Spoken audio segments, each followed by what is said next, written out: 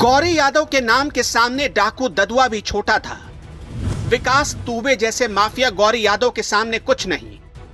मुख्तार अंसारी, अतीक अहमद जैसों से नहीं डरता था गौरी। योगी की पुलिस ने गौरी यादव को पापों से करा दी मुक्ति। जिसके खिलाफ 1, 2 या 3 नहीं बल्कि अपराध की दुनिया में वो अनगिनत अपराधों का राक्षस था, जो कहकर मौत को भी चकमा दे देता था। उस गौरी यादव का खेल योगी की पुलिस ने खल्लास कर दिया। गौरी यादव पर 5.5 लाख का इनाम रखा गया था।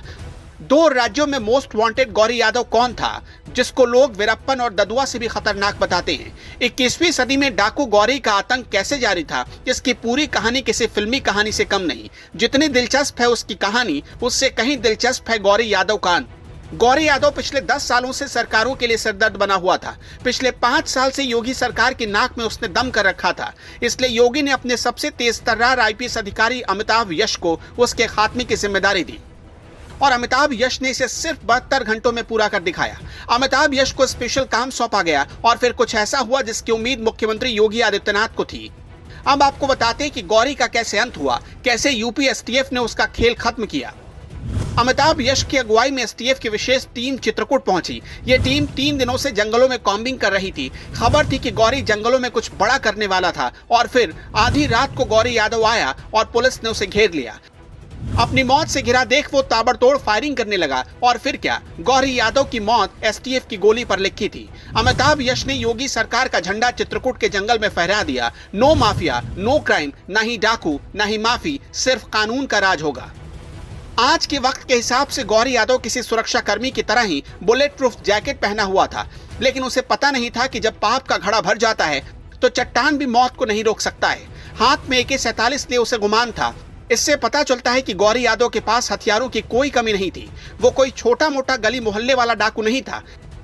गौरी की टीम में 40 से ज्यादा शार्प शूटर थे। करीब 90 से ज्यादा लोगों का ये गैंग बन चुका था। गौरी की दहशत इतनी थी कि इसके लिए पुलिस ने पहले रेकी की, फिर जाल बिछाया और सबसे होनहार आईपीएस को भेजा।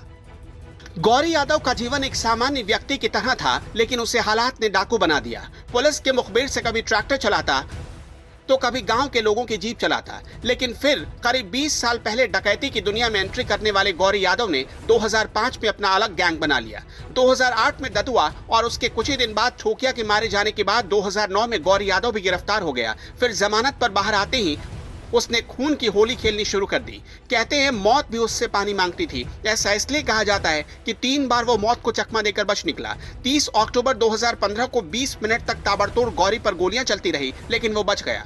9 मई 2019 को मध्य प्रदेश के सतना में गौरी और पुलिस के बीच करीब 1.5 घंटे तक एनकाउंटर हुआ। गौरी यादव गैंग का इनामी भोला यादव मारा गया, लेकिन गौरी बच गया।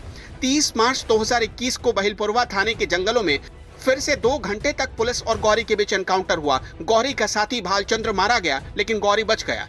अब की बार गौरी के पाप का घड़ा भर चुका था और उसे योगी की पुलिस ने उसके किए की सजा दे दी।